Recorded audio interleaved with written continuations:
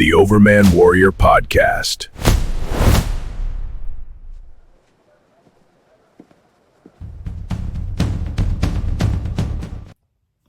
Hi, it's Rich Hoffman here. Again, I don't really want to be that guy, and people are wondering, politically, why am I talking about all these, this ancient history and earthworks and all that? Because when you go back to the Tea Party start, and really for me, longer than that, the Reform Party, going back in the 1990s, Tea Party 2008, 2009, and how it started emerging, there was kind of a general theme that came about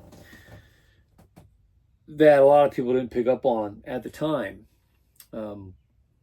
But I talked about it way in advance, and it essentially led to a political movement that is reshaping the world at the moment, 2026. So when I talk about significant things that are going on, and it may not be very popular at the moment, but they'll catch on in the months and years to come. And I'm talking about I really enjoyed it when I was with my family at the Earthworks. I talk quite a lot about it, and you notice that when I start talking about these subjects, I can go on for quite a long time because there's a lot to unpack. And in the sciences, archaeology, anthropology, geology, and I've talked about it, it's been a problem for years. Within the academic community, there's always a lot of liberalisms that are attached, and it's a kind of a untouched resource where the ground has been ceded to the radical left. Now, I happen to love academia, academic ideas, the sciences, and I'm a conservative, a pretty strong conservative. So naturally, there's going to be friction with me in those places because I don't like to see that ground ceded to a liberal mindset. But I'm very much at home in those places, in those kinds of settings, and thinking about those kinds of things. So I had a really, when I was at the Earthworks with my family, I was not ready to know that this book here had just come out. And it's by Smithsonian Books. Kind of hard to deal with as far as, there's an official narrative and there's all the talk about conspiracies. I kind of find myself politically stuck between very orthodox explanations for these earthworks of Ohio, which I think are magnificent, one of the greatest mysteries on planet Earth, and nobody talks about them. Recently, 2023, they became part of the UNESCO World Heritage Sites, which, UNESCO has lots of radical liberalisms to them, as the Smithsonian does too. They do not like the Trump administration, but I think that UNESCO designation for all the Hopewell sites, and that's Newark for sure, that's Serpent Mound and a lot of other sites around Ohio, every bit as significant as the Great Wall of China or the pyramids. The earthworks in Ohio are amazing. And a lot of people, even who live in Ohio, don't know about them. So I saw this book had literally just come out like a few days before we arrived at the Earthworks. And I was just stopping by to check on them. We were in the area. And I hadn't been there in a little bit. And I wanted to see there's what they call the Great Circle, which has always traditionally been there. There's a visitor center there, and we were visiting that. And I wanted to show my grandson the sites there. And I wanted to get out and see how, because there was a land reclamation lease that had been up. There had been a golf course built on what they call the Octagon and the Circle, and they're magnificent earthworks in Newark. and they're about a mile or so away from the Great Circle, mile and a quarter. And we drove over to them to see them. Now the golf course is no longer there, and they're in the process of converting that to a park, which is great use for it. That's what it should be, as a UNESCO site.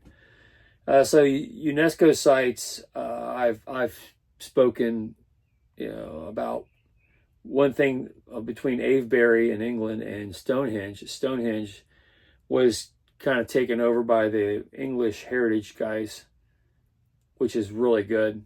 They do a really good job, preservation, conservation.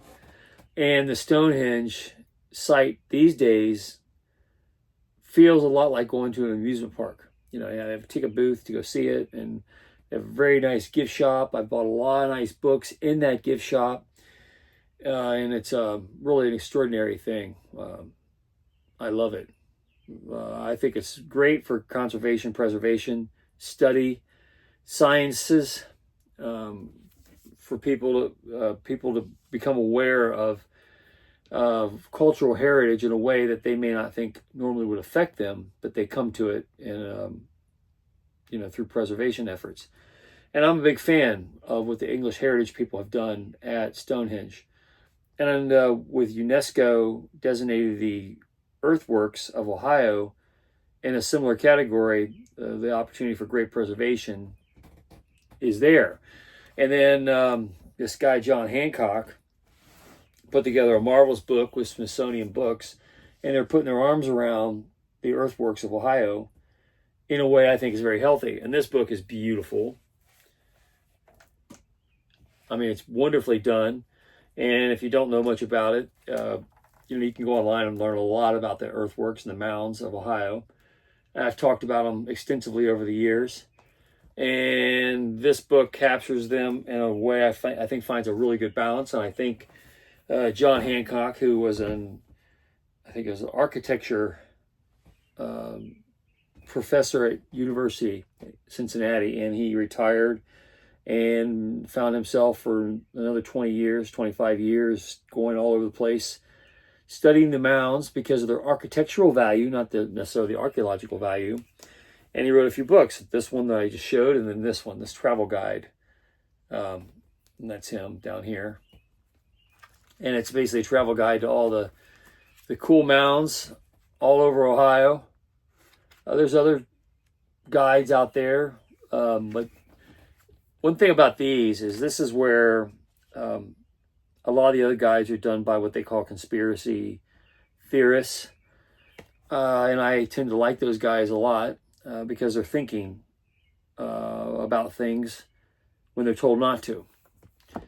And I'll get into that here in just a second. Because it's important. That's why this is important stuff to talk about. And that's why it's relevant, and it's the next great story, and I'll tell you why.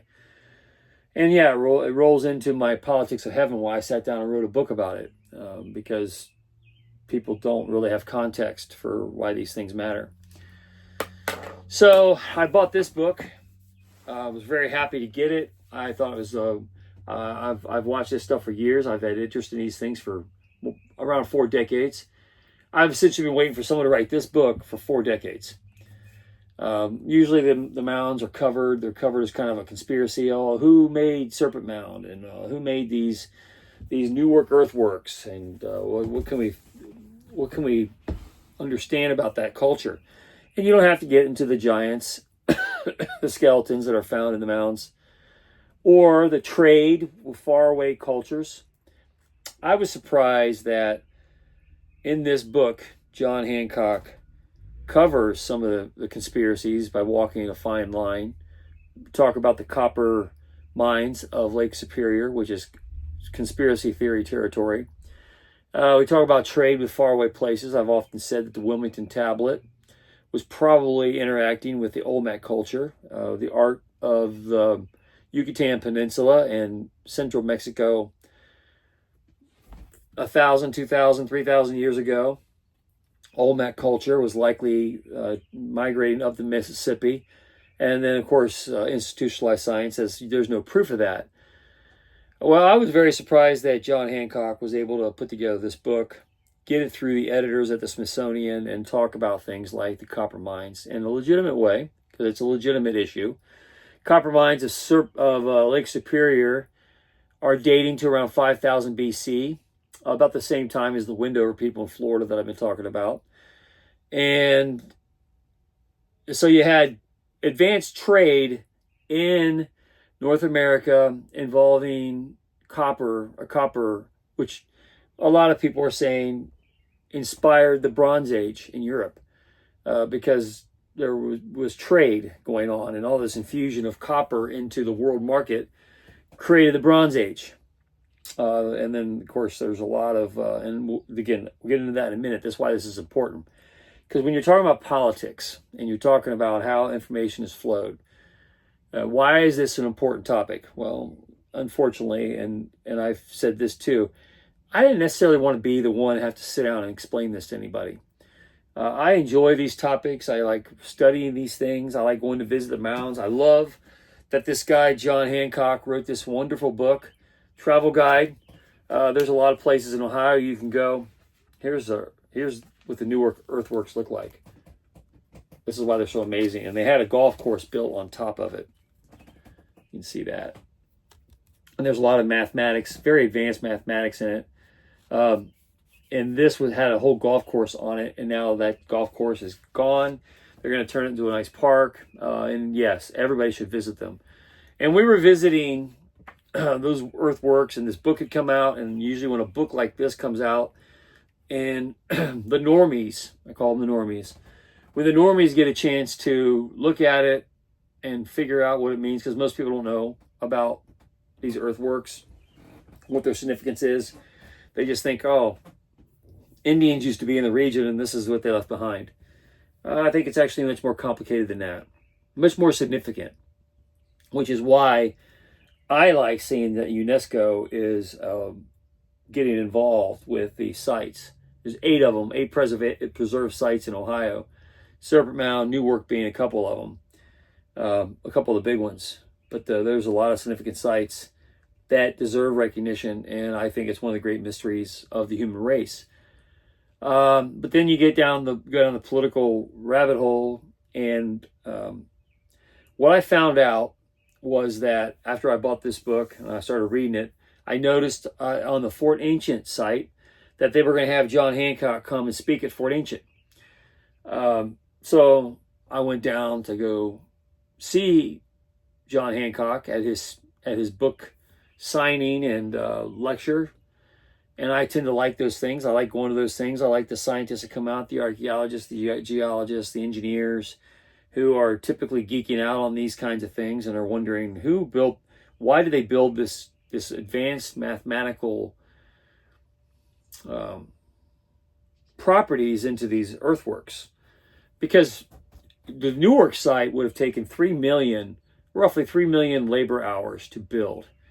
The sites down the road, and he actually covers it in this, it's considered a big conspiracy with the Hopewell Road.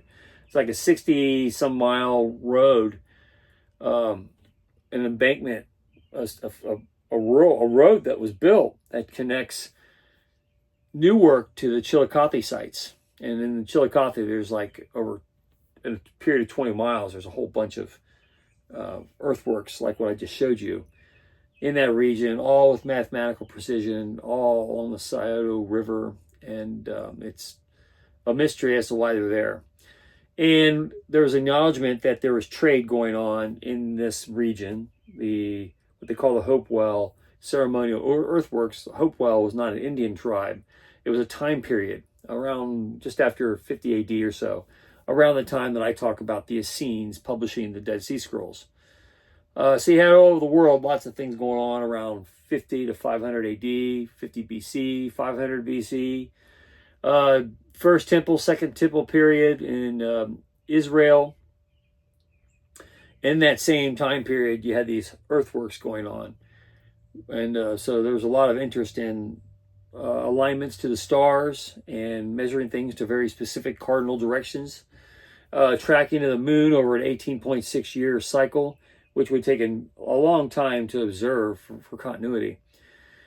And then you find out through the digging here that there was trade going on with the Great Lakes, Lake Superior specifically. I've been to Lake Superior. I know the region well. I know the upper peninsula of Michigan very well. And you can start to put things together when you consider that the people from this region building the Newark Earth sites, the Serpent Mound area, they had the Hopewell, what they call the Hopewell Road. They went from Chillicothe up to Newark. Very advanced stuff, and we've taken, and then the sites down in at the end of that Hopewell Road. A lot of those are 1.5 million labor hours that took humans over a long period of time. I mean, you could throw thousands of people at this thing, and it still takes you many decades to finish these projects. Digging by hand or antlers or whatever they're using to dig out these giant projects, and then coordinate them mathematically precisely over 60 or 70, 100 miles apart from each other to specific alignments in the sky. And then here's where the politics are breaking down, and that's what I said was the weakness. My wife and I just recently went to the Smithsonian, so I know the type, I know the kind of people who are operating the Smithsonian and who are publishing and being editors of books like this. So in this book, they actually talk about mica coming out of the Appalachians. They talk about, or obsidian coming out of Appalachians, and then mica and copper coming from as far away as Yellowstone, way out west. Been there too. And then of the Lake Superior culture of copper. And that copper for thousands of years was being traded across North America. The big question as to whether or not, and I think it was, the big question as to whether or not it found its way across the Atlantic into Europe, I think is pretty obvious. And that it contributed heavily to the Bronze Age, just like the gold rush in North America led to one of the greatest economic booms in the history of the world. In the United States at the time, the discovery of copper, 5000 BC, in Lake Superior, while the Wendover people were in Central Florida. All this is happening in North America. And when the science says, here's the paradox. This is why I'm interested in this subject. When the science says, don't pay attention to those things over there, pay attention to these things over here. You're talking about evidence-based science, and what was remarkable about John Hancock's book, and I told it to him. I think he was a little weary of me because, I have the hat, and I was very knowledgeable about the subject matter, and I talked a little bit about, because they're very weary, because to be in a partnership with UNESCO and the Smithsonian, and he's a member of academia. I think he's a great guy. I thought these books he wrote, these 2 books that just came out. You can go down to the Fort Ancient gift shop, which if you live in Liberty Township is like 30 minutes from your house. You can go to one of these UNESCO sites, Fort Ancient, and it's right off the Little Miami River, just to the east of Lebanon, Ohio. If you know where Kings Island is, it's literally 10 minutes down 71. You can go to the gift shop there, get these books right now. You can order them online, of course. They're extremely well done, and I've been waiting for these books to come out for years, and it gives people access to these sites. Ancient Ohio, definitely worth studying, but here's why it's important. So when we talk about trade, and my explanation for the Wilmington tablets or for the Holy Stones of Newark, and whether David Wyrick was forging them. And then, of course, the statement was, well, there was no trade. Nobody came from Europe, so there's no way the 10 Commandments could have found their way into these mounds at that time. And my argument is the Adena, who come 500 BC, 50 BC, the period of King Solomon's first temple period, King David in the when we talk about the land of Judea, Israel, early Israel, first temple period, when we're talking about that, We're talking about the Bronze Age, late Archaic period, and trade, copper, global economy, and how things got around. When you're talking about, as is admitted in this book, which I was happy for. I don't want to throw. I know he doesn't want to be. John Hancock, who this book is not a conspiracy book, but it is a book of evidence, and it's the evidence that is reluctantly being talked about now. And I talk about the age of disclosure. That's partly why this book is remarkable, because it's not just, hey, we're going to put these ideas on a shelf and hope nobody asks any questions about them.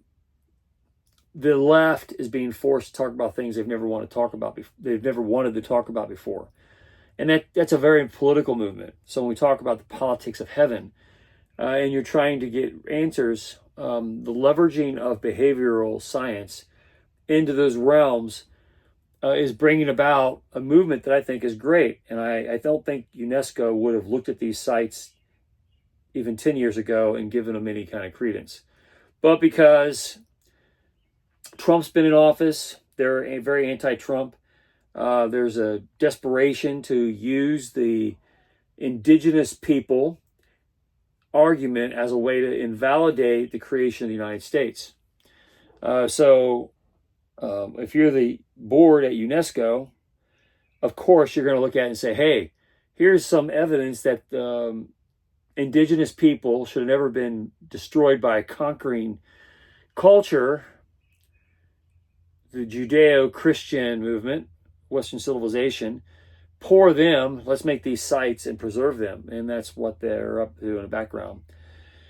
I think it's great because books like this come out, more people have access to it, more people get to be a part of the story. Something I've been interested in for decades and decades and decades and decades and decades.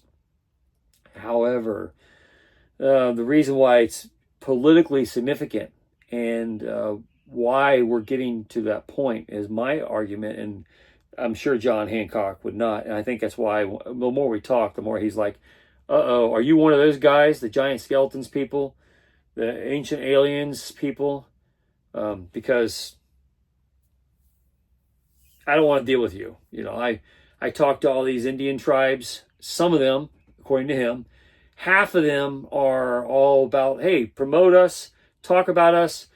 Don't change the name of the Cleveland Indians baseball team because we like having reverence in your American sports. We want people to remember who we are. So they love it. They're very happy about it.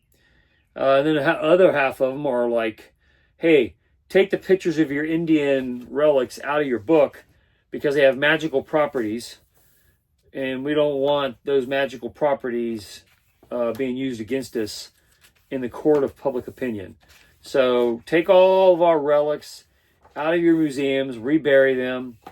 I don't want them on display. And actually, and I talked to the lady who's running the Fort Ancient site. I like her a lot. She's a very sweet person. I think she and the people at Fort Ancient are working really hard to do some really good things. And it takes people like her to really kind of advance these things. But the display of Indian artifacts, and these were created for this book digitally. And here's some of the stuff of the period. This guy's dressed the way they would have been dressed at the time. And those artifacts are through, you always hear me talk about NAGPRA, Native Americans and Graves Repatriation Act, enacted in 1990. We talked about it at this book signing. Anyway, all references to that period and the relics of the period are supposed to be removed. And John Hancock, because he's so close working with everybody, the Indian tribes, the Smithsonian people, he managed to get a lot of those relics in this book, even if they were just digitally created. The replicas of them, not the actual artifacts themselves. So you have context in a book like this are here. So I think that this one is remarkably well done. And if you really want to understand the whole culture, the whole issue, this is a great place to start. And I saw the book on the bookshelf and was pretty amazed that it had been created at all. And that I was going to be able to buy it because I've looked for those kinds of books to be published for many years, and finally it's out there. And now people are getting the chance to understand these sites and gain the mystery of them. But here's where it goes off the rails. And if you see the picture, and I've put it on my expert contact sheet, and yeah, I'm willing to go talk about these things. I don't know that there's too many news media segments that can handle this topic. I think in the coming months and years, they will be very much eager to do so, because I think it's going to be the biggest story in the world. And that's why, and even I paused there. If you saw the picture that I'm referring to, my daughter took it when we were at a museum visiting the Holy Stones of Newark, that David Wyrick supposedly planted as forgeries into these mounds to rob the indigenous people of their heritage and say that Western civilization had a right to take the Indians' land away from them. Now, I can tell you right now that the UNESCO people, unless they could build a political argument that, look how bad it was to create America, let's bring down Western civilization, destroy it by making people revere the indigenous people of the area. But there's no evidence that says that the people of the Hopewell people didn't just come along and inherit a lot of this information. And my statement, which is why the picture that my daughter took of me sitting in front of the Holy Stones in that museum in Ohio, just north of Newark. And I had that dejected kind of like, oh, do I have to? It'd be so much easier to do other things in life. Why do I have to be the one to talk about this? And why me? Well, who's going to do it? There's a lot of people out there who make great livings on the conspiracy angles. There's people like John Hancock that are trying to say that, hey, these ancient sites have architecture in them that rivals anything in Europe. And yeah, I'm interested in it. And the Smithsonian has a political desire, and UNESCO has a political desire to say, hey, look what the indigenous people did. They had wonderful works of, the indigenous people had wonderful works of engineering and architecture in their ritual landscapes. And we want to put our arms around them. And so all these guys get together. And that's why I went to go see John Hancock at this talk at Fort Ancient. I personally geeked out on it. It was a Saturday night get together, and there's nothing I'd rather do on a Saturday night than go to things like archaeological summits and be in a room full of relics found from all over the place, talk to a lot of smart people who spend a significant part of their lives digging in the dirt. They're pretty poor. They live in RVs most of the time. They don't have luxurious lifestyles by any means, but they care a lot about this stuff. And then they write books like this. And in John Hancock's case, he's spending his retirement years trying to put all these elements together from a guy who used to teach architecture and design at UC. And he fell in love with these Indian earthworks because he would take his students to field trips to Europe to show them the Greek and Roman architecture. And once he started learning that here in Ohio, the Adena people, the people associated with the Hopewell period, Hopewell is a period, not a people, that the people of that period were making these magnificent earthworks that aligned to star alignments, star science that was remarkably accurate over a sustained period of time. Now, my take on it, and why I have that dejected look on my face when I was at that museum, and why you kind of see it in my posture now, why I'd like to talk about a million things. I would like to, I have a lot of interest. And I'd like to pick any of them and just go play golf with the rest of everybody else and kind of enjoy life and talk about what's on Netflix. But I don't have that that's not part of how I'm wired. So politically, and this is the point of my book, The Politics of Heaven, which I know is going to peel the skin off a lot of people's faces, because my assumption is that why now? Well, all this is happening now because the institutional order of an ancient society that has operated in secret societies for thousands of years is trying to hold on to power. And they have controlled our political theatrics for hundreds, if not thousands of years. And gotta remember, David Wyrick was a Mason, a very prominent one. And when the decision was made to build modern societies on top of all these ancient earthworks, on the way back from Fort Ancient, my daughter and I were driving through Lebanon. And if you know Mound Street's right there, close to downtown. The Golden Lamb is just a few blocks down from Mound Street. I talk about in my book, The Politics of Heaven, all these cities like Lebanon, Columbus, everybody has a Mound Street, Cincinnati, and these were large mounds, 40-foot, 60-foot mounds. Every bit, if you've been to Miamisburg, the Miamisburg Mound, I think, is just outside Dayton. It's a remarkable, remarkable feat. And I don't want to taint the discussion by talking about giant skeletons that were found in the surrounding area. Reported, Orthodox Smithsonian types will say, we're trying to build a political message that the indigenous people were robbed of their heritage by the creation of America. So we don't want to talk about this conspiracy.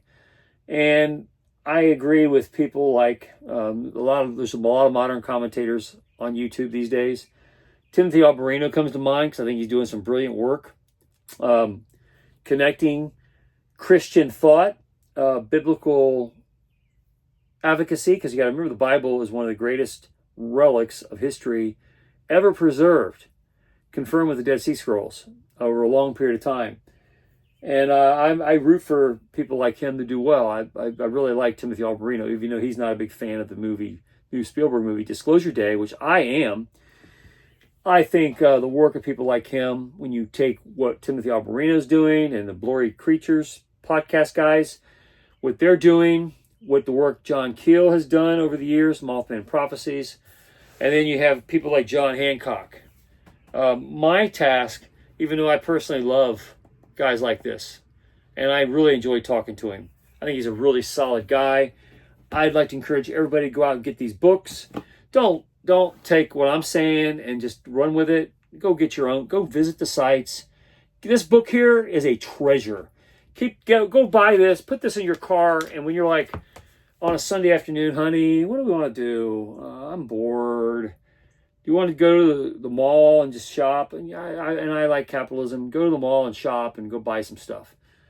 However, this thing, and I didn't know. I only knew about this book, and I knew about this book because my family, one of my daughters, two of my grandchildren, my wife, and I were at the Newark site, and I dragged them to these kinds of things. We're in the vicinity. I'm like, let's go over to see Newark. And I think my grandson, one of them, said it was the happiest day he's ever had in his life, going to visit that. And I think it's because, my daughter enjoys geeking out, and my daughter went with me to this site with John Hancock to go listen to his lecture. And I thought she'd like it, so we went together. And yeah, she geeked out. My wife loves going to these kinds of things, but she had to watch my youngest granddaughter. So there's a lot of grandkids to balance, and I'd love to take everybody. So we were all at this Newark site, and when this book was released, literally like within a few days, and I saw it on the shelf. I'm like, where'd that book come from? And they gave me the whole breakdown, and I was really proud to see that Newark, UNESCO, was affiliated, because I know what that means. That means preservation and global respect, which it deserves. And I'm like, okay, it's about time that Newark gets the Stonehenge treatment, because I remember the early days of Stonehenge. When the road went right by it, you can literally get out of the car, park alongside the road, and go over and take pictures on Stonehenge, laying on. You could sit on the rocks, you could touch them, you can crawl on them. Not today. So today they've got a visitor center like a mile down the road, and the old road is the path that the buses, they pick you up and they take you up to Stonehenge.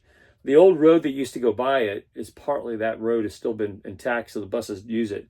But now they diverted the main, if you're driving through that part of England, they now drive you way around Stonehenge.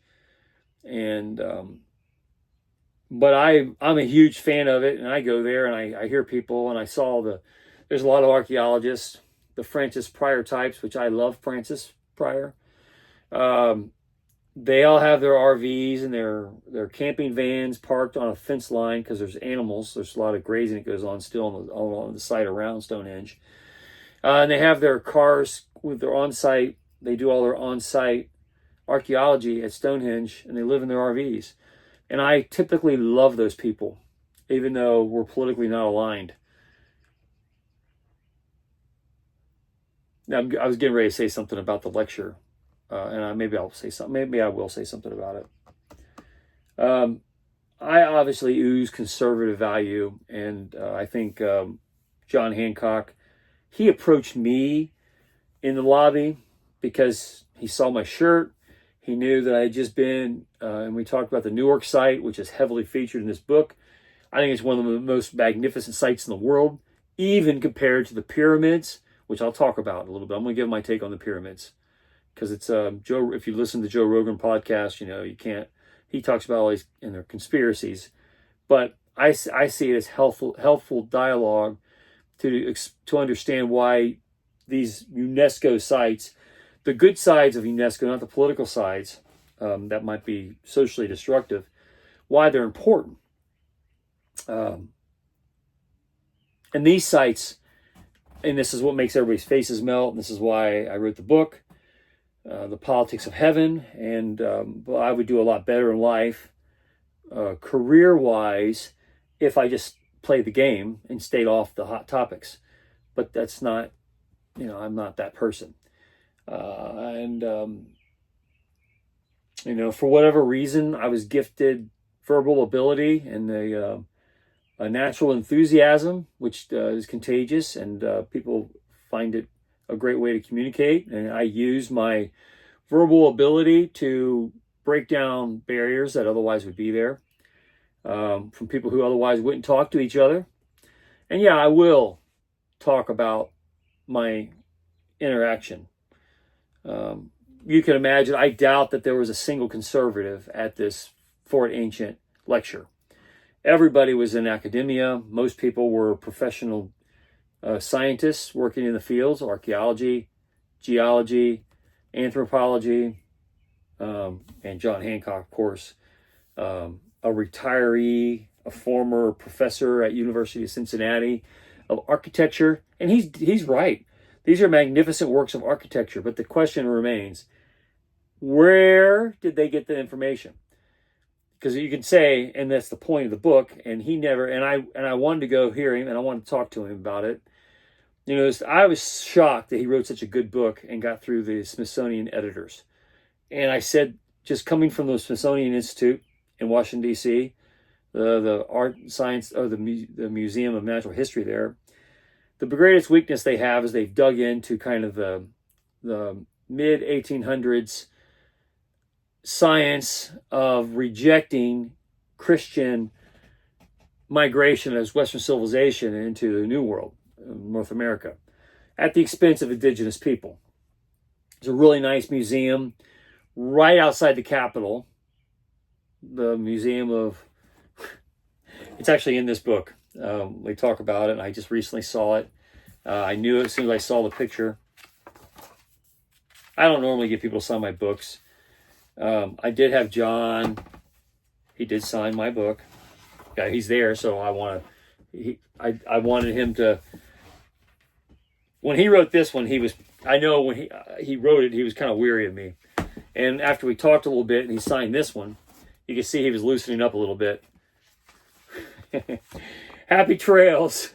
I think he realized I'm not out there trying to poke holes in you. I'm not going to go on YouTube and body slam you with conspiracies.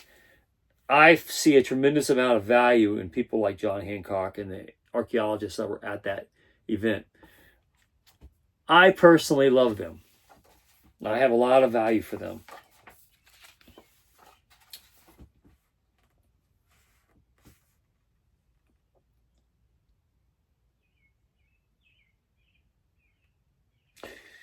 So this is a picture just outside the Museum of the American Indian.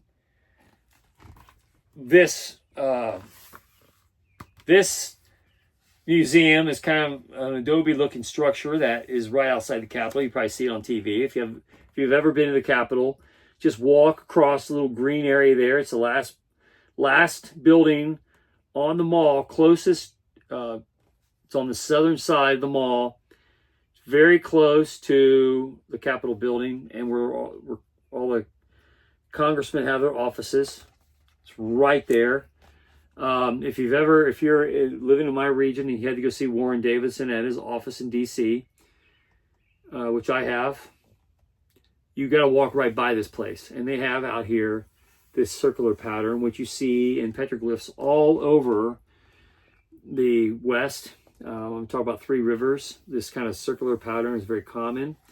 And this one captures the moon being tracked. And that's the 18.6 year cycle that's tracked at Newark, where you have standstills of the moon in certain places that took a long time to observe. And they put this on the ground outside this museum, fabulous museum. But I think the premise is all wrong. And they say, look what great people these are. They don't explore how they came to know it. And my premise and my thesis in the book, my book, The Politics of Heaven, which is very controversial. And yeah, I'll get back to the meeting, the story I wasn't going to tell, or I'm reluctant to tell, in a minute. But the thesis I have is that non-terrestrial intelligence was interacting with shamans of these cultures. And this is how you get shared experiences. So it didn't necessarily have to be vast trading, which John Hancock covers in this book. You know, there was trading going on, physical assets, obsidian, mica, copper, from over several thousand miles away. So why would you not have the Olmec people traveling across the Gulf of America, going up the Great Miami or the Mississippi River, coming up the Ohio, going up to Scioto, or the Great Miami, the Little Miami? Why would those natural highways not facilitate trade of the Olmec culture with the Adena culture? Why wouldn't it happen? Because they built mounds and pyramids and all kinds of stuff with the Olmecs, and nobody knows much about them. I think you really have to get into the BC section of the Mayan culture to really understand this. But then to have these same scientists who go to these lectures like I was at, and they have a leftist ideology baked into them because they're academics and they spend 20 years in a place like UC or 30 years being programmed to think a certain way. I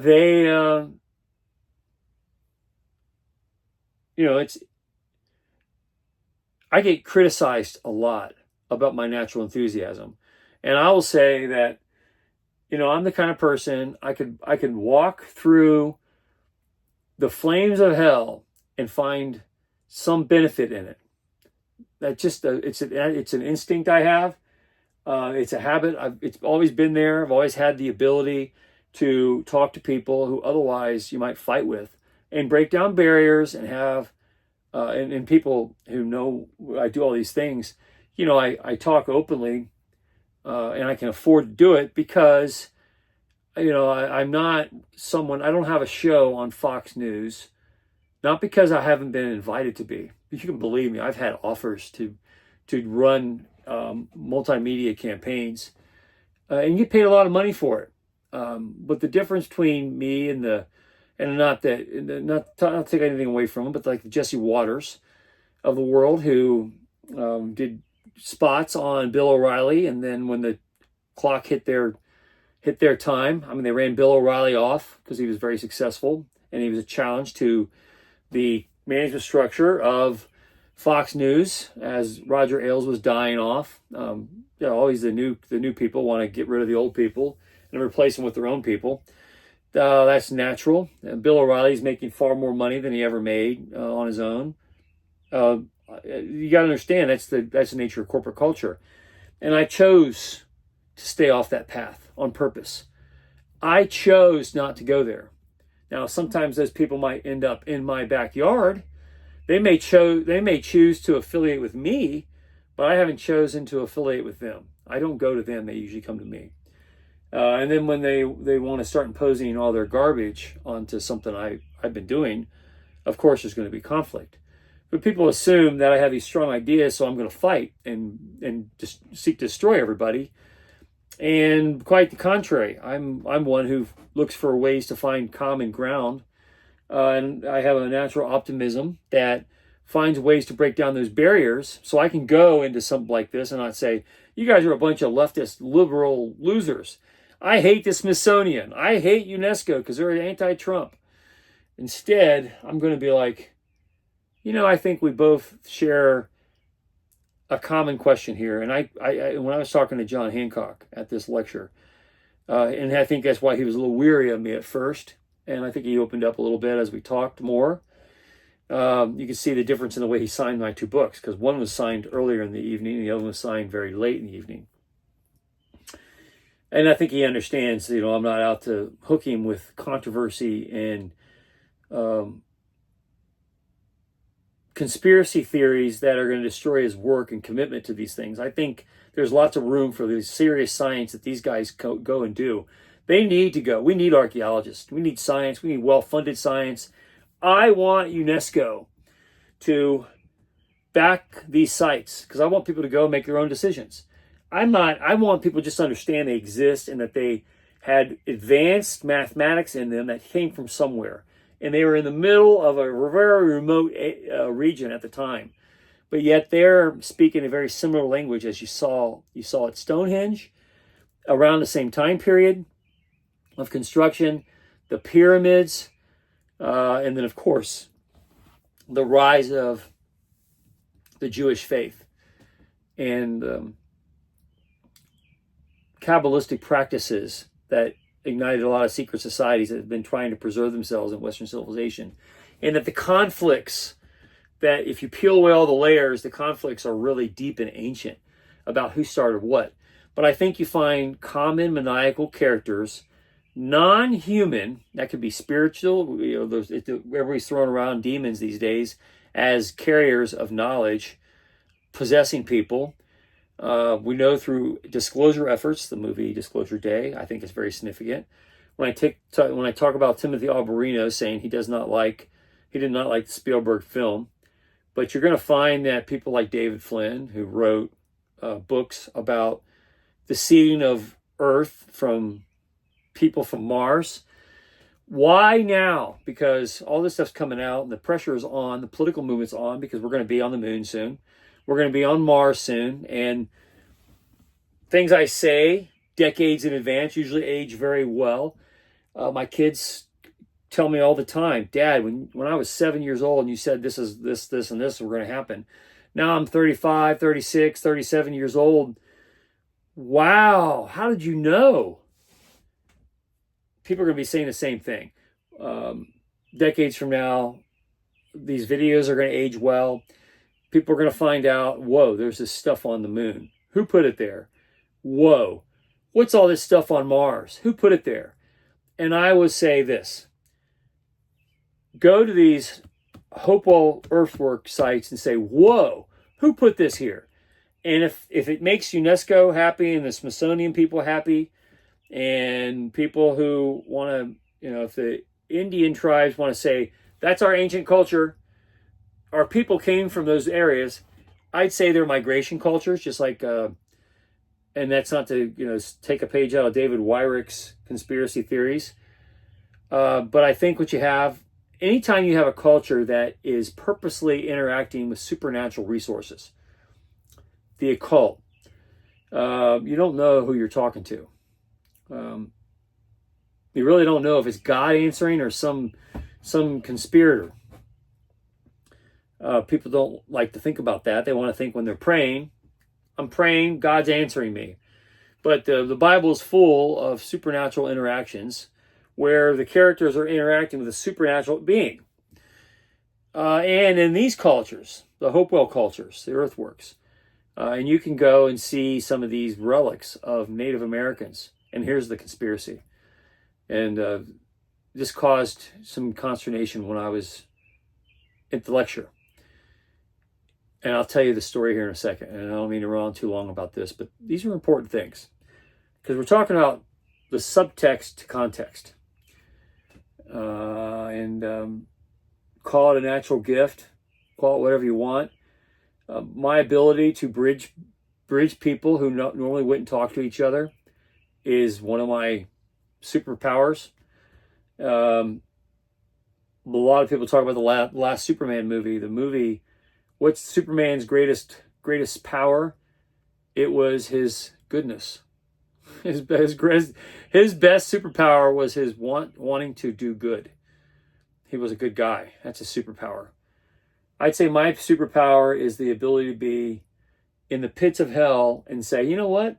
Someone's cooking bacon. I think it smells pretty good. Let's go have some bacon and maybe have an omelet, or find some way to turn a negative into a positive. Turning negatives into positives is like my thing. So I'm there, and something I might otherwise, if I wasn't there, go down a rabbit hole of conspiracy versus academic science and the Smithsonian angle. I see huge value in all those people in a room together, working it out. And the tribes of the Indians, and again, John Hancock will tell you, talking to the tribes of the Indians, half of them want their relics in museums. The other half, wants the political effort of NAGPRA. NAGPRA was created by Democrats to take away the foundation of the United States.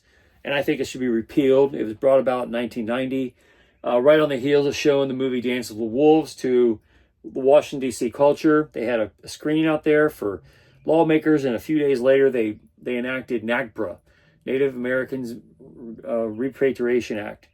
And it's one of those devastating aspects. And even at this event, and I was talking to the lady, I think she's great, wonderful personality running that Fort Ancient facility. I think a lot of her, actually. I think a lot of the people, the grounds people who are at this thing, I met a lot of people who I could call close friends there. Really like their sincerity. We may not agree on Trump or school levies or a lot of things, but let me tell you, I like people who dig in the dirt, hike in the woods, sleep on the ground, maybe spend a weekend without deodorant, not because you like the smell of them, but because they don't want to pack it in the backpack, because they're trying to save the weight for a scientific instrument to measure some LiDAR sample, or get a drone up in the air so you can get a top-down view of whatever you're looking at. And they're trying to save the weight. Hey man, I like those people a lot. And when we were there, we had a discussion. It came up. It had to, because John Hancock brought it up. He found a way to get around it with the Smithsonian, the Indian tribes, the UNESCO people. And again, the UNESCO sites are a direct result of the hard work that John Hancock did personally. This book was born out of the materials they put forth to make it a UNESCO site, make all 8 sites in Ohio UNESCO sites. The Newark site being one of them, which I'm deeply grateful for. I think it's incredibly powerful and needed.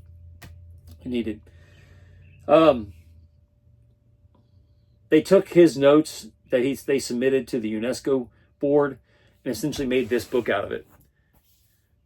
They polished it up, updated it some, but the presentation that they submitted, they put together a book that they submitted as a top tier. And this is during the first Trump administration, and then the Trump exile.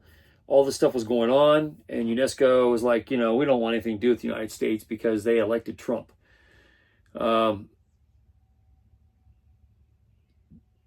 John Hancock, as a retiree of architecture professor at University of Cincinnati, put his life into this effort.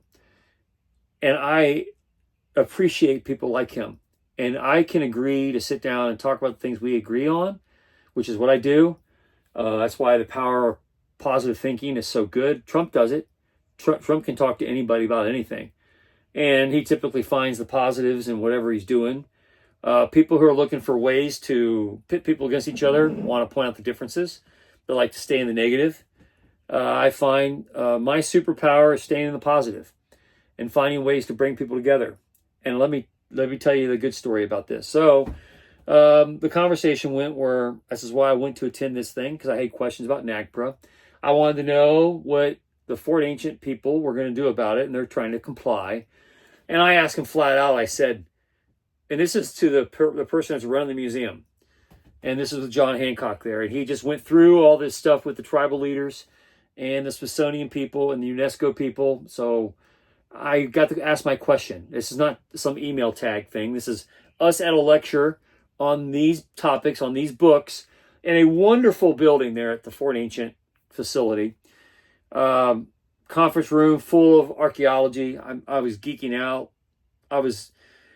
You say heaven on earth, that's heaven on earth for me. Those kinds of places with those kinds of people. And again, we probably won't agree on politics, but we agree on the value of these things. So I asked the question flat out, okay, so is all this NAGPRA stuff, this NAGPRA compliance, because I work in aerospace and I hear the word compliance all the time. And one of the great things about Elon Musk and SpaceX is that he forces his engineers to say, okay, who come up with the dumb constraint that's holding us back, and rethink it. Go innovate and rethink the whole position. And that's kind of the trend in aerospace and all manufacturing these days, is to say, who came up with that dumb idea, and should we be compliant to it or challenge those compliance standards? Okay, that's happening right now in this.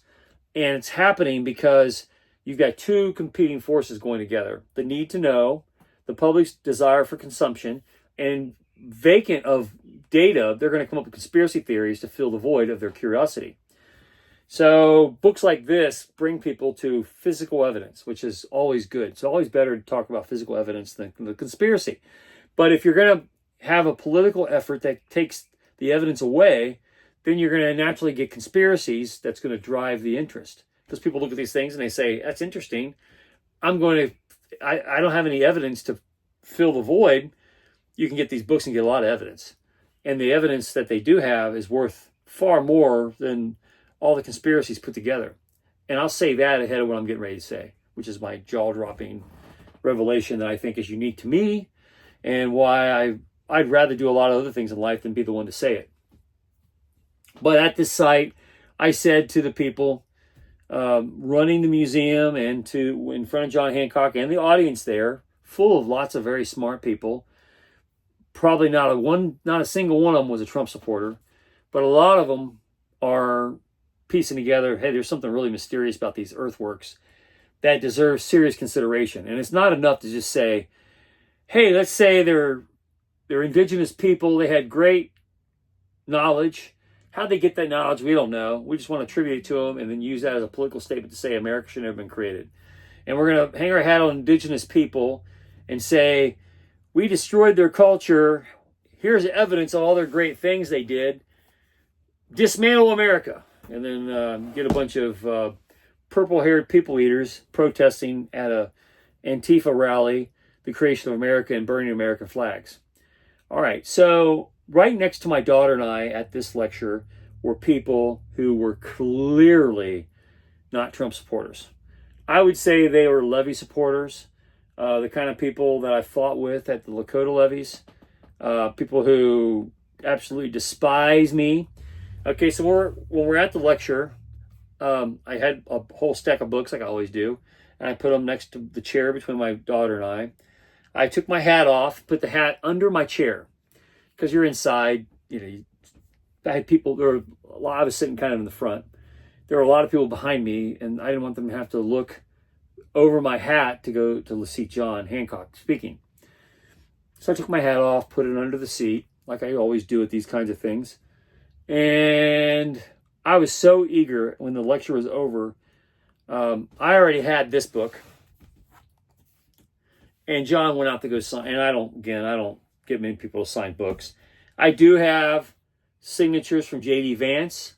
I do have signed books from Vivek Ramaswamy, but I don't go out and get signed books very much. I've talked recently There have been people who've been going out of their way to get me to sign their books, books I've written that they want me to sign, because when you value the opinion of somebody, I think you want to have something on the bookshelf that says, hey, I actually met that guy. The guy who wrote that book, because a book is essentially a transfer of information that somebody works real hard on. And it's a testament that they put it in a book and then someone receives it, and that reception of that information cascades through many years. So it usually gives good credence when you pull a book off the shelf decades from now, and the person who read the book actually shows they met the author, which shows another layer of commitment to obtaining the knowledge. So I knew I wanted to memorialize this. I already had this book from Newark. They were selling them in the gift shop. Gift shop was open late on a Saturday night for this event, which I was grateful for because I was worried I wasn't going to get to. But I already had this book. I brought it with me to the event. And John went out into the hall. They had a little desk set up for him to sign books. And I wanted to get this book because I didn't even know about this book. They had this book just came out like a few days after the other one. And I didn't see this one at Newark. So they had stacks of them at Fort Ancient for this event. And I was in kind of a hurry. Not that I was afraid I was going to not get one. But he was talking about it, and I wanted to rifle through it. And I have these kinds of books, these kind of travel guides for Europe, all over Europe. And I've used them for Paris and London, and they're really great. And I love the kind of publishing that they are. They're very, very durable. They have great pages, high color pictures, densely packed information, and they fit great in your pocket, in an inside pocket in a jacket, and you can pull them out. And they usually have great maps and great references and tell you all the things you need to know. So knowing that the guy that just gave this lecture wrote a book about ancient Ohio, travel guide. I have travel guides about all the mounds, and I think some of them are really good. But that this guy had one, full colors. I was like, oh, I got to go out and get it. So I went out to get my daughter and I one. And I was in a little bit of a hurry, so I got up and left without my hat. And I was in line buying this so I could have John go over and sign it. And some of the people that were sitting next to us, who clearly were likely people who spend their weekends protesting at the Ohio Capitol, probably supporting Amy Acton. Amy Acton's a crazy socialist, not a crazy lunatic. They were probably Antifa supporters. And I say that by the way they were dressed. They picked my hat up and brought it to me. And with a very warm expressions. There's 3 of them. And they wanted to be friends with me. Knowing that there's obvious political differences. And when I talked about the NAGPRA thing, this is what did it. And it got a lot of laughs from the audience, naturally. But I asked the museum people, and in front of John, I said, is this whole NAGPRA thing, getting rid of all the relics and taking them out of the books and doing all this stuff, is this being driven by the tribes, or is it politics? Is it a bunch of angry white Democrats who are using NAGPRA to say America shouldn't be created? And I said that in the audience, and everybody laughed, including John Hancock. And he's like, and then the lady who's in charge of making sure the museum is compliant with NAGPRA, she kind of giggled and she said, it's a very complicated question, which tells me the complicated answer that I was looking for. She didn't have to answer it. And she said, it's a little bit of both. She said, I said it's a lot of both. But just to say, and she said the very political thing, we're going to be compliant here at Fort Ancient. And, you know, I'm in aerospace, so I'm in a field of high compliance. Who comes up with the compliance standards? And should we adhere to them? Or should they be questioned? As Elon Musk says, question everything. If someone comes up with a dumb idea, find out why, and then find out a way to undo it. Don't let a bunch of anonymous retired engineers destroy future innovation. And NAGPRA is that in the science communities. And right now, what they're doing, they're openly getting rid of Indian artifacts, and then they're saying, hey, revere Indians, because that's our political position. All the artifacts found in these sites, come look at the UNESCO people are saying, hey, come look at the sites. Notice that they're all marvelous, and they have these great star alignments, but the physical relics have magic properties to them, and we have to destroy them and repatriate them into the ground as destroyed. And that's what happened at Wendover. When I talk about the Wendover controversy, again, 8,000 years ago, the Wendover people in Central Florida were flourishing with advanced textiles at a time when the copper mines in Lake Superior were trading all over North America, probably across the Atlantic. Well, then they say, well, you don't have any proof of that. Well, I don't have any proof because you're taking all the relics and you repatriate them to all these tribes that existed after these cultures existed, and you're calling them indigenous people to fill a political narrative, and you're creating a paradox. And you see that same paradox going on in many politics today. And whenever you have a weak political argument, you find that paradox. And in these sciences, it's NAGPRA that creates the paradox. You can't criticize it because then you're criticizing indigenous people, but then they're getting rid of the evidence, so you can't have evidence contrary to what they're trying to keep from you. So I'll say the quiet part out loud. What's the big thing? What's the big secret? And why do I got to say it? Well, because I do very well professionally point out things that people think are hidden. And they do all kinds of vast conspiracies to hide things. They think that they're too smart or conniving, or through force, they can keep people from asking the right questions. And here's the deal. The people of the Adena culture and the Hopewell culture, Hopewell being a measurement of time, let's call it Second Temple period Judea, in the land of Canaan. And they were likely talking to the same spiritual characters over vast spans through the use of shaman or high priests, through psychedelics. They're opening their minds. You always hear that from all these psychedelic advocates. Graham Hancock is one of them. I like Graham Hancock too. But just like with John Hancock here, there's probably a lot of things that Graham Hancock and I would disagree on. And I would choose to talk about the things that we agree on, to have a good conversation. And at this place, I asked the question everybody was thinking. And I thought when I said it and everybody giggled, oh no, I just blacklisted myself with all these people by talking about NAGPRA. And I said, is it a politically driven thing that you have to get rid of all your relics out of your museum within the next couple of years and rebury them to these tribes that didn't even exist, likely, when all this knowledge was gained? Because my assertion is that non-human intelligence that we're now discovering through UAP disclosure, our government has known about them for a long time. We know 4 species of non-humans that our government has acknowledged interactions with, and it's likely much more complicated than that, and it's all going to come out. And that some of our early evidence, and this isn't to hurt people's religion, I think the work Timothy Alberino is doing is, and there's a lot that Timothy Alberino and I, like Graham Hancock and like John Hancock here, and a lot of the people that were at this lecture, we would likely disagree on 80% of everything. But I value Scripture is something you can validate with the Dead Sea Scrolls, and you can use it as saying, here's what people thought at a particular time, and they were having paranormal interactions with God, or what they thought of as God. And God is telling them, guiding them, helping them in political battles. So let's take what we know there and apply it to cultures that might have came to that same information differently.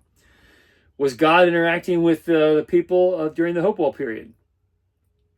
And if so, by what means? So if you had high priests, which we know from the high places discoveries in biblical archaeology in Israel, we know that they were using marijuana, cannabis, in some of their holy of holies. And when we talk about incense burning and burning at the temple and burnt offerings, usually because of the evidence that has been found through good archaeology, you know that marijuana was used altered states of communication, and likely in that altered state, you had third parties communicating with the intellect of those recipients. Graham Hancock always says that consciousness is not a tangible thing, it's a receptor. It receives information. It receives information from the universe. And our brains are wired to receive. Consciousness is a reception of the flow of intelligence that's out there. And under different states of consciousness, when you take the filters away, you get a lot of extra stuff. All right, let me talk about filters. All right, so I had a hard. It was a very humid day, and I was mowing my grass, and my lawnmower would not stay started. It wouldn't stay running. So it was a carburetor adjustment. It was having a hard time adjusting to the atmospheric conditions, and to keep it running, I took the filter off to let it open run it, and it was only for a short period of time. I wasn't too worried about gas getting into the carburetor or dirt getting into the carburetor and ruining the engine. You run it, finish your gas, work on the lawnmower in your garage. So when you take the filter off, you can get a lot more, like in that case, oxygen in the engine, keep the engine running. When you're taking drugs and psychedelics, cannabis, ayahuasca, mushrooms, whatever it is, you're taking the filters off. That you when you're born, you start off probably without a lot of filters, and as you get older, to maintain an existence, you put filters on. So you start learning to see things in a tighter visual range, or you hear things in a much tighter range. And there's a lot of, it looks like, based on the science, that there's a lot of, it's not caught human, because a deer is a non-human intelligence, or a turtle, or a fly. Who are we to say, just because someone said it, that they don't have intelligence, and they might have a different kind of intelligence that doesn't represent our value system. But there's an intelligence in the way a spider weaves a web, or the way a deer grazes in a park, looking for high grass, or a snake slithers out into the sun. There's an intelligence there that is connected to something. So when we talk about non-human intelligence communicating through humans that can then articulate something, I think that's what you're talking about with these earthworks. And what do they all have in common with the Holy Land in the Bible? Well, in the Bible, they're using high priests and prophets who are obviously communicating with the use of chemical aid, spiritual domains. And whether it was Yahweh, or whether it was Baal, or whether it was Moloch or Ishtar in the land of Canaan, and the competing deities fighting over territorial claims. Or it was here in central Ohio at a time when shamans were out there dancing to the animal spirits, and something was telling them, hey, track the moon, track all these things, build these earthworks with millions of labor hours for some mysterious reason. We're not going to tell you what it is. Just do it. And they do it, and then that gets left behind, and we can go out and look at it and see it and do the math and add it up. And you don't have to get on the conspiracy angle to understand that there's something here we're missing. And I would say that what's going to come up, as we see in central Ohio, remnants of a non-human terrestrial infusion of intelligence into, let's call it indigenous people at the time. I mean, were we talking about the Windover people? We're talking about the copper miners from 8,000 years ago, 5,000 BC in Lake Superior. Who are we talking about as indigenous people? We can have the discussion. But they had shaman exercises, and through states of altered consciousness, something was talking to them, and then they come back and say, I just received a message from the Great Spirit. Same Great Spirit that was saying, hey, go build the Temple of Solomon. Hey, build a temple and sacrifice grasshoppers to Moloch on the next hill over.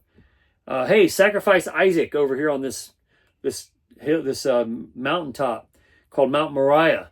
Been there a long time. Let's do all these things and build temples and have sacred testimony. And who's to say that under David Wyrick's, and this is me talking politics and how people try to undermine each other politically, because I know politics very well, and I understand human psychology better than politics.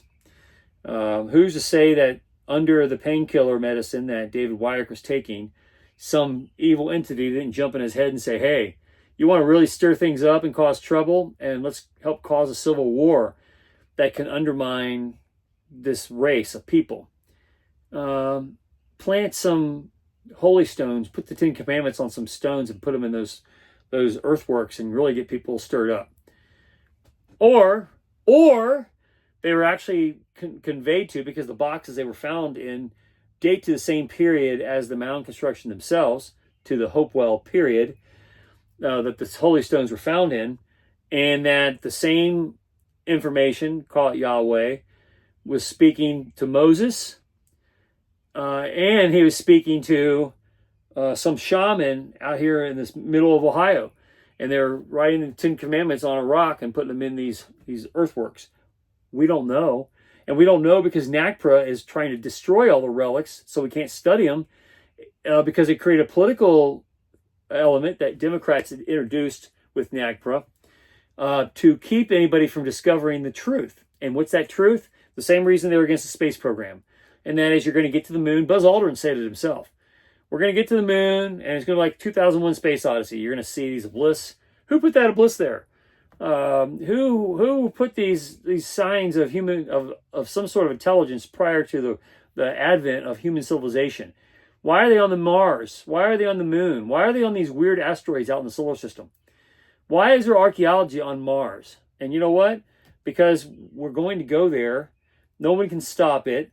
SpaceX is developing the means to get there. And I would say that Elon Musk, even though he says, I don't know, we have satellites all over planet Earth, we don't have any interactions of ETs coming back and forth. I would say that non-terrestrial, non-human intelligence has found a way to exist outside our parameters of vision.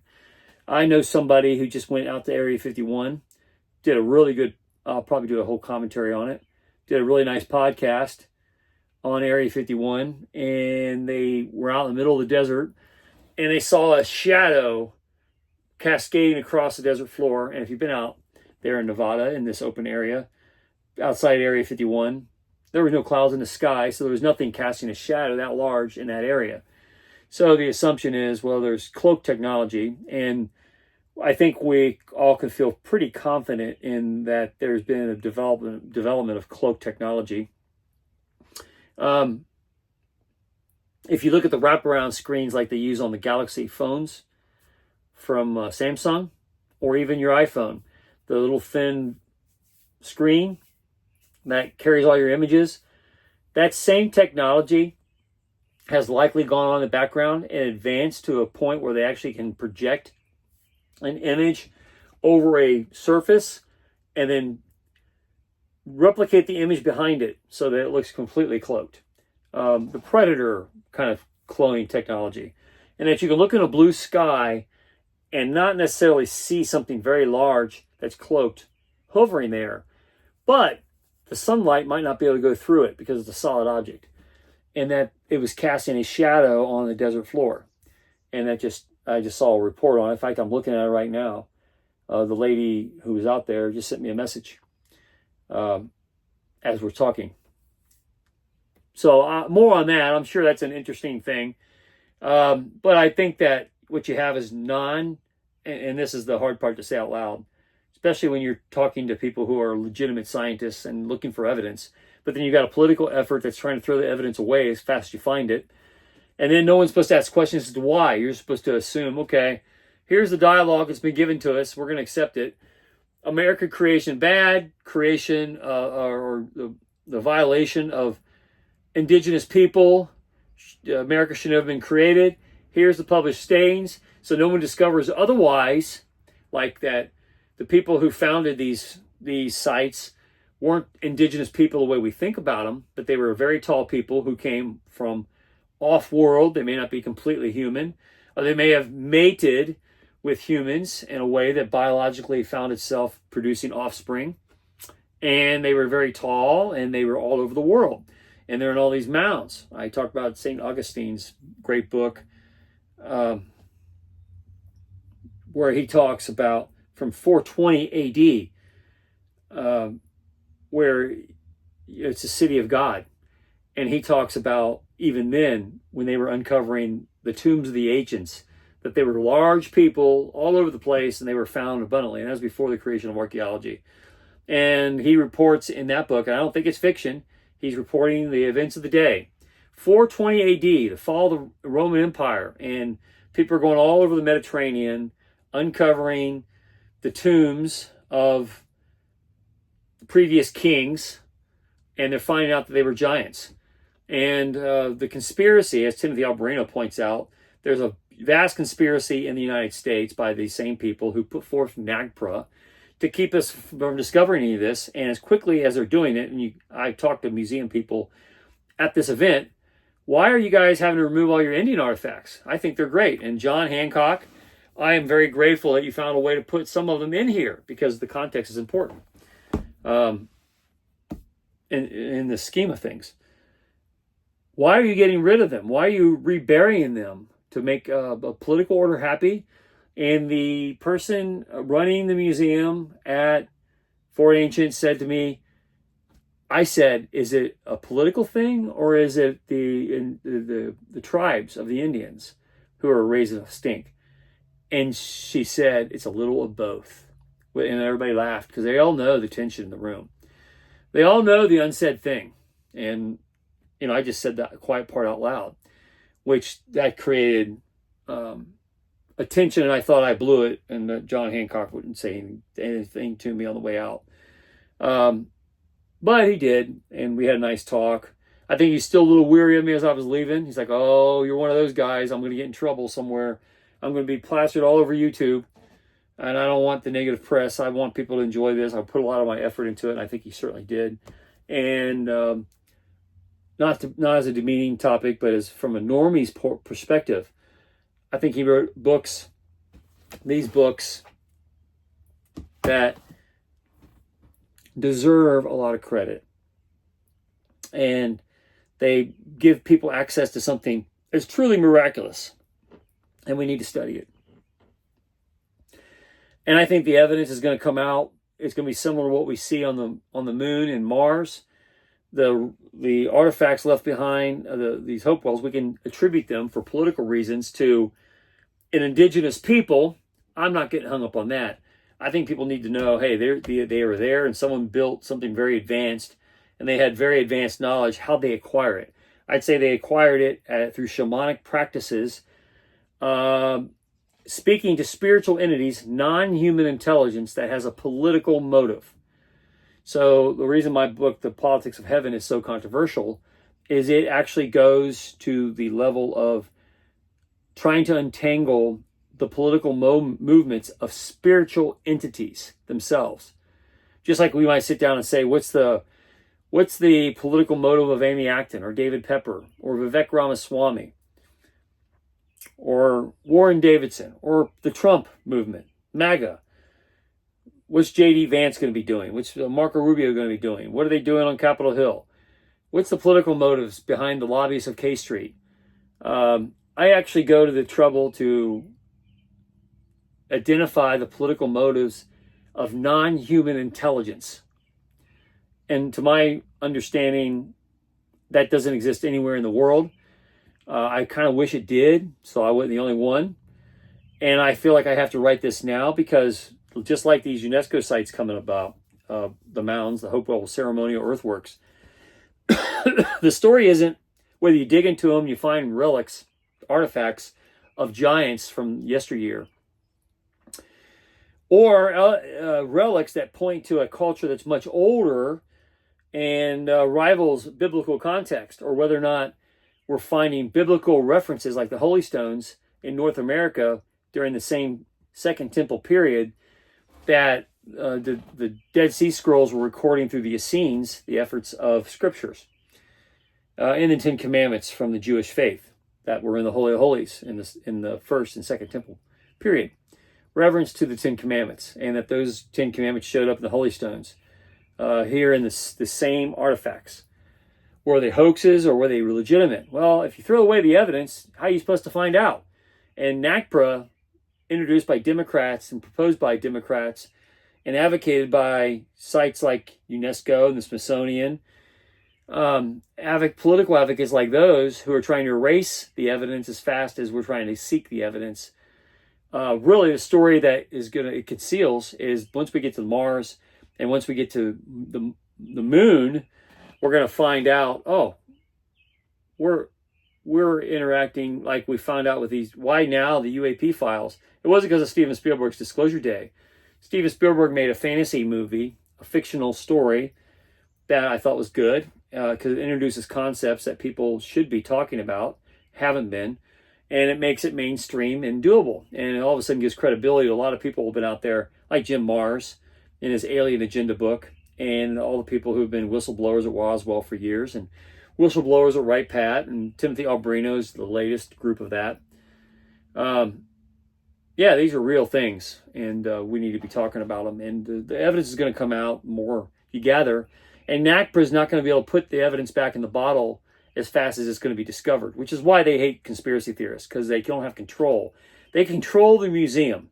Even though you can talk to these museum people, and they're like, I'd love to have our exhibits. We used to have bones coming out of the Indian bones, coming straight out of the mounds on display right there. That used to be the case at Serpent Mound. They used to have bones of people taken right out of the mounds on display at their little museum they have there. And because of NAGPRA, all those have been repatriated to the tribes. That gives the tribes power. Politically, the left-wing politics say America should have never been born or created, so let's erase it. And that's what they do. That's why everybody jumps on it. And that's kind of the politics of where we're going. So I actually, with the politics of heaven, seek to attribute political motives to non-human entities that have been manipulating Earth from the very beginning. Okay. So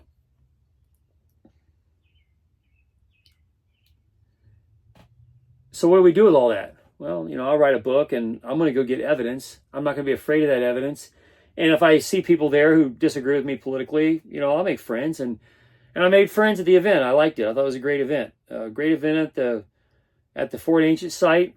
Something that I think everybody should enjoy. And I'm glad John Hancock wrote this book, because I think the evidence that is there to go see with your own eyes and that's recorded in these books is enough. You don't need to go down the conspiracy rabbit hole to ask the legitimate questions.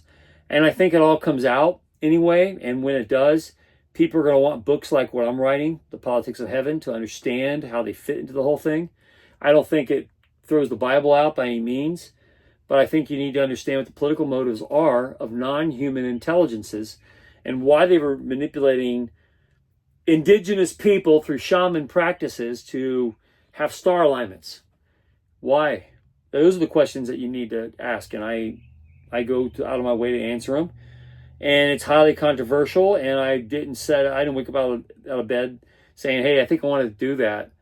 I just know that, just like with these mountain sites, which I've grown up with all my life, and like I told John Hancock, I've been waiting 40 years for somebody to write this book. And no one's found a way to walk the line to do it. And he did, he managed. And I was very happy with it. I'm very happy UNESCO is now affiliated, even though they don't like Trump. I think bringing respect to these sites is important. But why? So we can preserve them long enough so that when we start doing archaeology on Mars and on the moon, and we find this kind of stuff there, we're going to start putting two and two together. And you can use NACPRA to rebury all the Native American stuff so that no one has any evidence of anything.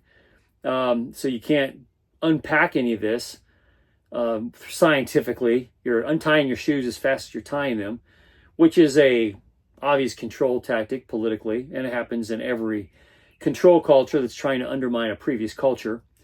Whether it's Western civilization building new cities on top of old indigenous people, or it's the current society that wants to overthrow a political order of creation of Western civilization and undo it and throw it back into an ancient tribal mindset. And that's writing laws like NAGPRA to take away the evidence so you don't have it, and use that as disguising, we're trying to preserve it. That happens a lot. It happens a lot in cultures that are trying to control a previous culture. You create a duality that can't be argued either way, and then force people to defend one side or the other. And the solution is outside of that control mechanism. That's how you play this game. Like you have to play it in a lot of things, whether it's business or in earth sciences or history sciences. It all has relevancy, and it's all going to come out eventually anyway. And I would highly recommend these books. You don't have to get wrapped up in the conspiracies. Like I said to John Hancock, I said, hey, you handle some things in here very delicately, and I commend you for it. Great book. Nice tabletop book. I would recommend everybody getting it. And then go spend your weekends when you're bored going to see these sites, and then be prepared for what you're going to find on the moon and Mars in the decades to come, because a lot of it's going to be earth-shattering. People are going to be looking for answers. NAGPRA is not going to offer the answers people are looking for. So that's why I'm writing The Politics of Heaven. And you don't do it to get rich off of it. You do it because the human race is going to be like, I don't know what to do with all this. How do I handle this? Well, what do they have in common? Spiritual contact with non-human intelligence. Let's just call it that. And the confirmation is coming out in how you read the UAP files. If you're looking for a smoking gun that says, hi, I'm an alien from a city on Sirius B, and I'm here to rape your women and eat your livestock from the inside out, like they talk about on the Skinwalker Ranch. I come in peace. Or I came here to make a deal with your governments, just like travelers would negotiate with tribal chieftains to smoke a peace pipe and maybe get some moccasins. Hey, I'll trade you some technology. I'll trade you that technology that's in your iPhone so you can track all your humans with biomarkers, so that we can get from you a history book or a leather jacket or something that we wouldn't make ourselves, because it's not what we do. We're a high technology type 1 civilization existing within the galaxy of the Milky Way, and we come to see you and visit you over periods of time, and we'll share some information with you, but we have what we want out of it. What is that? What is the politics of heaven or the heavens? Or if you're talking about the book of Enoch, the 10 heavens, which Enoch ascended all the way to the right hand of God, Yahweh. What is all that? Well, so that's why I write books. And that's why we're talking here for a while. And that's why these sites are significant. And I can't say enough about it. I would say this book right here, I'd get it, put it in your car, and when you're bored, say, hey, where can we go, honey? Go visit one of these sites and geek out for a day. Go take a picnic and go see them for yourself and prepare yourself for what's coming next. Because taking all the Indian relics out of the with NAGPRA out of the museums isn't going to keep the genie in the bottle. I can promise you that. And calling everybody who questions those methods conspiracy theorists aren't going to stop the conspiracy theorists from coming up with interesting ideas about what's going on. They're going to get to it anyway, and the physical science will catch up to it. I can promise you that. And I'm looking forward to it, and I will contribute my part to it for sure, and nothing's going to stop that. Anyway, it's Rich Hoffman here. Share, subscribe, make tomorrow a better day. If you never read my book, The Gunfighter's Guide to Business, I think you will love it. I think you will love it a lot. Anyway, have a good day. See you later. In the age of disclosure, you must understand the politics of heaven. Coming soon.